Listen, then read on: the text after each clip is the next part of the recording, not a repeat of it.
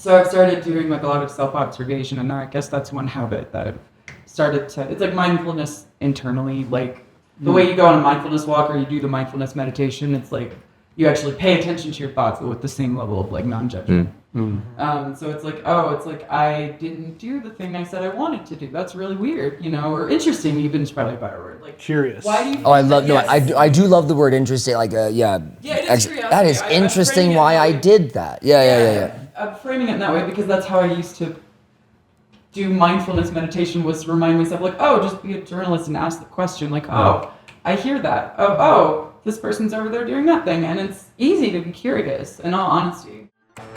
Welcome, everyone. We are here in Tabernash, Colorado, up in the Rocky Mountains. This is the ADHD Adulting Fireside Chat, which is a unique opportunity for everyday ADHD adults to connect, share advice, and learn from one another how to thrive with this condition. Tonight's topic, New Year, New You, resolutions, routines, and relapse.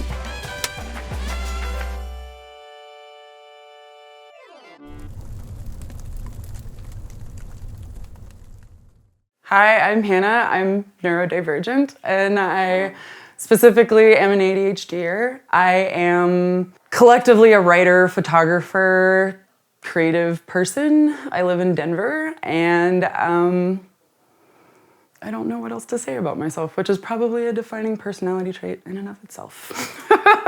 So when were you first diagnosed? I was 27.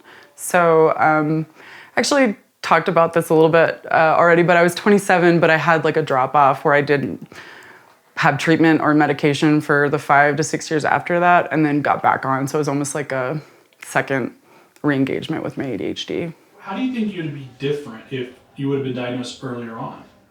I think I would have been like more fully like embodied in myself. I did okay, well in a lot of ways in high school and college, and it gets harder as you get older. And I think if I'd had that knowledge back then, like it's not always gonna be an obvious choice. It's not always gonna be an easy structure to plug into. Maybe I could have started learning earlier how to provide my own guardrails, my own ability to motivate, my own ability to work with like a kind of fickle willpower. And I probably would have had more respect for myself and not spent as much time with some people, I think. Knowing a lot of the things that I know now might have made me better equipped to take care of myself when the people around me weren't able to. It probably would have made me like a little bit softer on myself, a little easier, a little more loving towards myself. It is what behaviors or habits do we need to hold on tightly to or let go lightly of, and how will that change our relationship to ourselves and others? Okay, yeah. So I've felt like kind of lost lately for a while, mixture of the pandemic kind of stuff, making it easy to avoid. And I've started spending a lot of time like wondering how I got here. Like it used to be so easy to organize a storytelling show with like, you know, like you participated in that one. Okay. It was so easy to like grab a couple weirdo creative friends and do stuff that people are like, wow, how'd you do that? It's like, I don't know. I just did it. And it feels like I've lost that. So I've sort of, and that comes with like a lot of the shame and self-doubt. And like, I realized that I didn't actually know why I was avoiding, if it was fear of success, and that's why I asked you that question, or if it was fear of failure. It's like definitely perfectionism, but I don't know what I'm actually afraid of. I think for me right now, it's taking it day by day. I've been in like the pandemic and all these like last few like time doesn't work anymore kind of years. I've found myself reacting to life more than I want to. So lately I've been in sort of a self-observation, like, oh, it's interesting that you are motivated for this thing, but not this. Like, it's like a mindfulness towards the self thought process, which has been kind of interesting. And it's been good to shed the judgment and actually learn something and figure out what to do with it. So that's for me, having ADHD as an adult. That's my reality right now. And in another year or two, it might look a little different, you know? I started doing like a lot of self-observation, and I guess that's one habit that I've started to, it's like mindfulness internally, like the way you go on a mindfulness walk or you do the mindfulness meditation, it's like you actually pay attention to your thoughts, but with the same level of like non-judgment.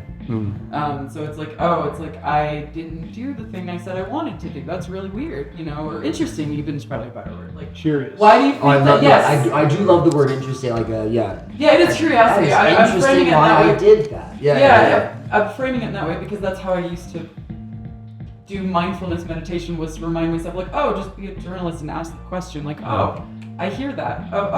This person's over there doing that thing, and it's easy to be curious, in all honesty. So curiosity without judgment. Yes, That's like the key. with the turning your brain on to pay attention. Like when I'm going through like a hard time, like, or when I'm dysregulated, something I hate is like I have both. It's chaos, but it's the get away from me. No, you can't have what you're asking from me. Get the fuck away from me. Like, no more stimuli until I can calm the fuck down. And then there's the higher, like, it's gonna be okay. You just need to calm down, and when you do, it'll be better. And the fact that both are going on at the same time and you're both at the same time. Amen. Is hard. It's so hard, and there's shame that comes with that. I'm like, how? If I can be telling myself the thing I need to do, why can't I do it? If they're both as loud. And that is exactly why meditation works. It creates that. It creates that insight and that separation between, realizing, recognizing, being aware of what it is that you need to change or do, and then also being able to create that space to make the decision to do it. Yeah. My pranayama instructor, breathwork instructor, Eben we called it together. We sort of defined this, I think, in a private session. There's the A voice, the B voice, and then the C voice. The C voice is consciousness, it's silent. But that's the one that's ultimately driving. You just said the A and the B voice. Yeah. The A voice is the one that's like, shame, why the fuck, the fire, the blah, blah, blah. The B voice is like, whoa, A voice, chill out, A voice. Yeah, the B voice is usually more confident and self-loving. Like, chill, whoa, whereas the A voice is constantly running for ADHDers, constantly running. And it's sometimes positive. Oh, look at that, that's exciting. Why did we do that? Oh my God. Right, that's the A voice. It's just not, that's why we do mantras. Mantras are to give the A voice something to do and to chew on. Right? Mantras are the A voice's chew toy. Then the B voice gets more power. And then a little bit deeper into the meditation, the C voice shows up.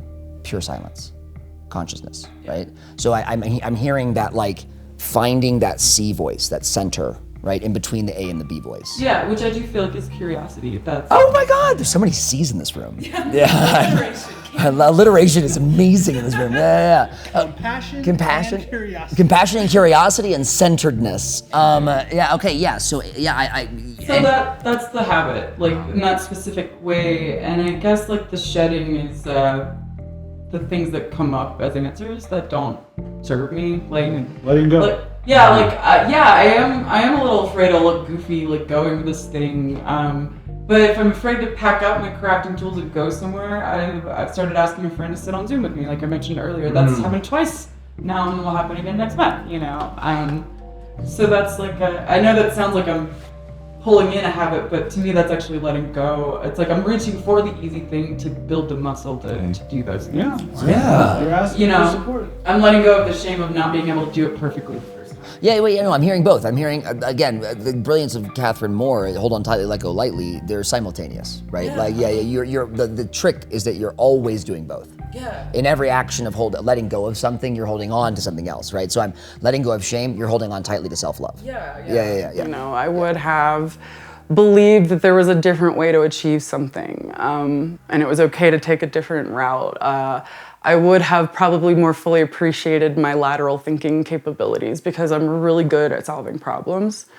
Sometimes even my own problems, I think I would have maybe not given that away so freely, when it's not actually safe or not appreciated. I think I would have just had an easier time appreciating myself, loving myself.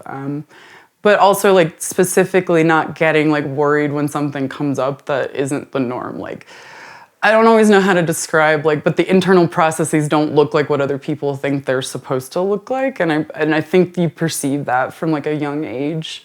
That's where the masking comes in. I would have masked less. I would have found other people that were more probably authentically connected to me because they were actually getting to know me, not the mask of, like, a shallow version of who I actually am.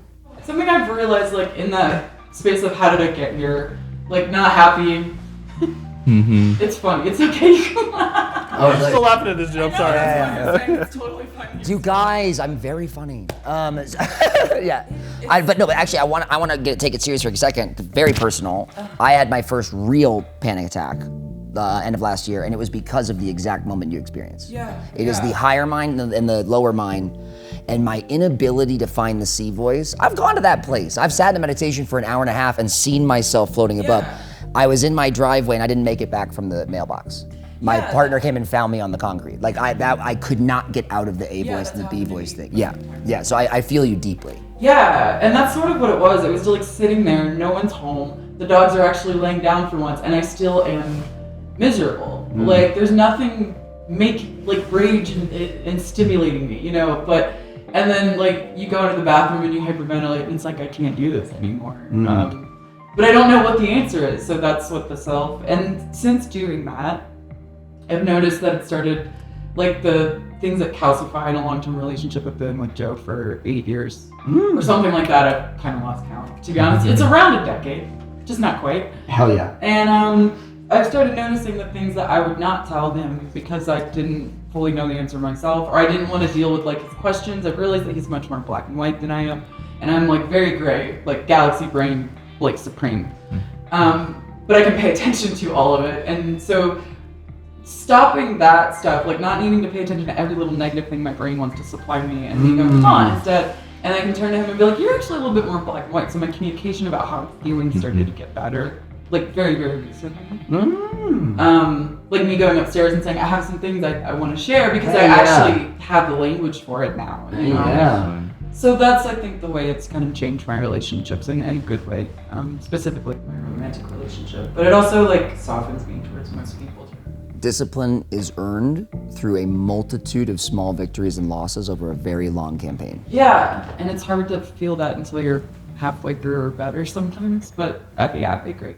What's one of the major struggles that you've faced? Between like just struggling to meet others' expectations and also like my own expectations that maybe I've internalized from other people, it's that feeling of why can't I just be like everybody else? Why can't I do this thing that everybody else does so easily? Why can't I keep my stuff straight? Why can't I do even the stuff I know I want to do and still struggle to find like the time or the motivation or the space or the bandwidth or whatever word makes sense to do those things? And then that self-loathing that you unlearn creeps back up, and that can be really hard because it's an old voice that you know isn't true, but the fact that it's still there is really hard.